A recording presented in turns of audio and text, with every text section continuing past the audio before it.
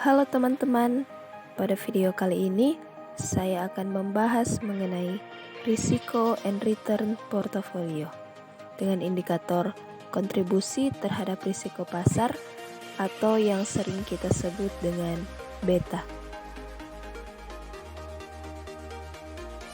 Sebelum kita masuk lebih lanjut dalam pembahasan, pertama-tama kita harus mengetahui lebih dahulu apa itu beta. Beta merupakan suatu pengukur volatilitas return dari suatu sekuritas atau return portofolio relatif terhadap return pasar. Jadi bukan hanya sekuritas tunggal, dalam artian ini juga bisa untuk menghitung return portofolio terhadap return pasar. Nah, seperti yang sudah dijelaskan tadi, bahwa beta merupakan suatu pengukur volatilitas return dari suatu sekuritas. Apa sih yang dimaksud dengan volatilitas? Volatilitas adalah fluktuasi dari return suatu sekuritas atau pergerakan dari return suatu sekuritas yang ditentukan dari harga sahamnya, atau juga untuk portofolio dalam suatu periode waktu tertentu. Beta juga merupakan indikator dalam sebuah risiko dalam saham, karena semakin tinggi volatilitas sebuah aset, maka akan semakin beresiko. Beta dihitung menggunakan teknik regresi, dengan menggunakan return saham sebagai variabel dependen dan return pasar atau seluruh saham nol sebagai variabel independen. Rumus beta yaitu beta sama dengan kovariansi antara return aset dan return market dibagi variansi return market. Selanjutnya kita akan membahas mengenai jenis-jenis beta. Ada bermacam-macam beta. Yang pertama yang akan saya bahas yaitu beta pasar. Beta pasar ini diestimasi dengan menggunakan data pasar dengan mengumpulkan nilai-nilai historis return dari sekuritas dan return dari pasar selama periode tertentu secara manual dengan teknik regresi. Beta historis ini bisa mengukur dengan menggunakan macam-macam data. Salah satunya adalah data pasar, yaitu data harga-harga dari pasar, atau di sini adalah harga saham. Nah, di sini dapat dihitung return dari suatu sekuritas dan return dari pasar selama periode tertentu dengan menggunakan teknik regresi.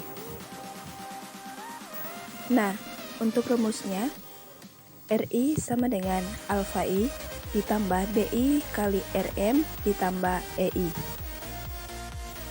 Sepertinya sudah familiar ya dengan rumus ini. Karena rumus ini merupakan rumus dari model indeks tunggal yang kemudian bisa kita terapkan untuk mengukur beta pasar. Nah, dalam persamaan regresi di sini, kita akan mencari beta I-nya berapa, sehingga nanti kita ketahui berapa sih sebenarnya beta pasar yang dimiliki oleh sekuritas tersebut. Kemudian di sini untuk beta I, bisa dihitung juga dengan menggunakan sigma IM dibagi sigma kuadrat M. Di mana di sini untuk sigma IM itu adalah menunjukkan kovarian dari return antara sekuritas TI dengan return pasarnya yang dilambangkan dengan M. Jika kovarian ini dihubungkan relatif terhadap risiko pasar, yaitu dibagi dengan varian return pasar atau sigma M kuadrat, maka hasil ini akan mengukur risiko sekuritas TI relatif terhadap risiko pasar atau yang disebut dengan beta.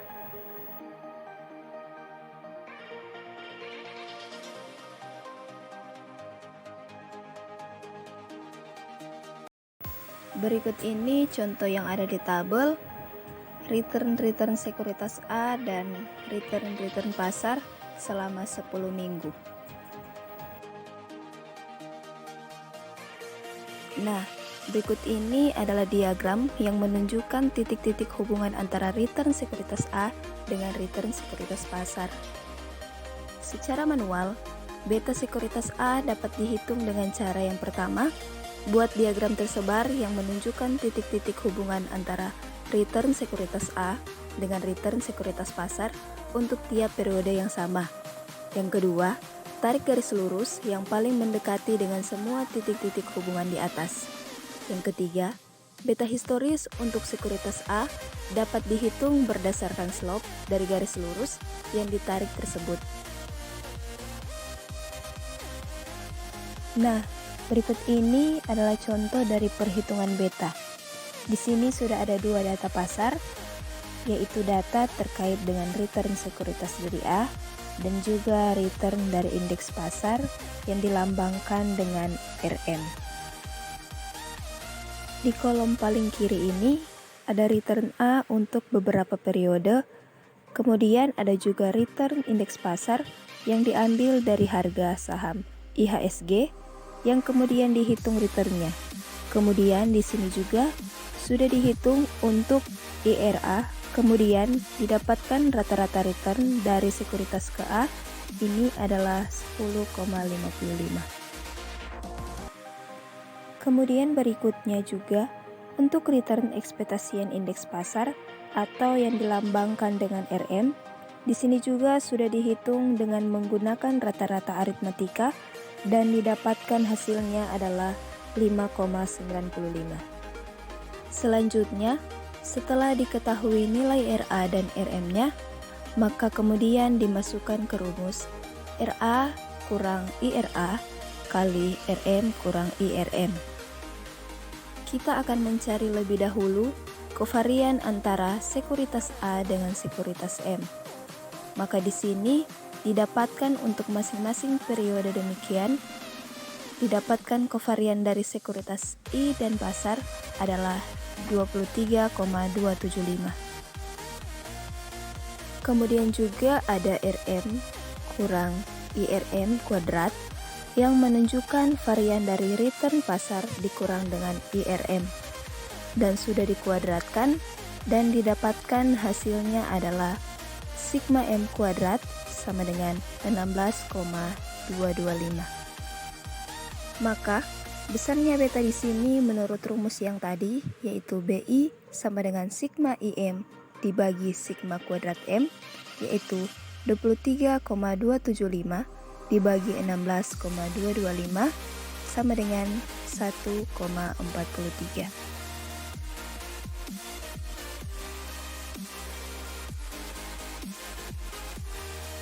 Jenis beta saham yang kedua yaitu beta akuntansi. Beta akuntansi ini dihitung dengan menggunakan data akuntansi, yaitu dengan mengganti data return dengan data laba akuntansi. Adapun rumus dari beta akuntansi yaitu HI sama dengan sigma laba, IM dibagi sigma kuadrat laba, M. Jenis beta yang ketiga yaitu beta fundamental. Variabel-variabel yang digunakan untuk menghitung beta fundamental menurut Before, Kettler, dan Scholes ada 7 variabel, yaitu yang pertama dividend payout, yang kedua asset growth, yang ketiga leverage, yang keempat liquidity, yang kelima asset size, yang keenam earnings variability, dan yang ketujuh accounting beta.